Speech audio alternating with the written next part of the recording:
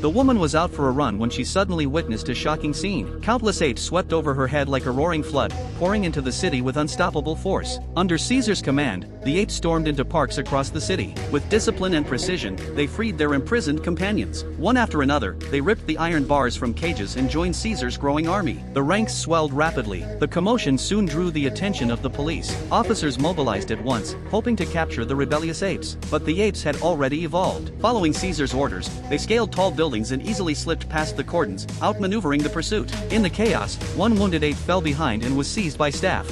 Just as it was about to be loaded into a van, Caesar and his army appeared on the rooftops. Accepting an iron spear from one of his soldiers, Caesar hurled it down with deadly force, piercing the van's hood. Another ape tore open the car door and pulled their injured comrade to safety. Caesar knew this was no time to fight head-on. He quickly led his army to seize a streetcar and headed straight for the redwood forest near the Golden Gate Bridge. But halfway there, police forces blocked the way. Patrol cars sealed the front while mounted officers cut off the rear. At the critical moment, Caesar ordered his army to split into 3 groups. Cyclops led a team of apes climbing the bridge's cables, bypassing the blockade from above. The red-furred gorilla commanded a special unit that slipped beneath the bridge to flank the enemy. Meanwhile, Caesar directed the mighty Black Titans to push a bus as a shield, smashing through the front line by sheer force. By the time the police realized what was happening, it was too late. The 3 groups attacked at once, overwhelming the human forces and breaking their formation. But victory was short-lived. A gunship thundered into the sky, raining down indiscriminate fire. Caesar swung a heavy chain with all his strength, nearly bringing the helicopter down.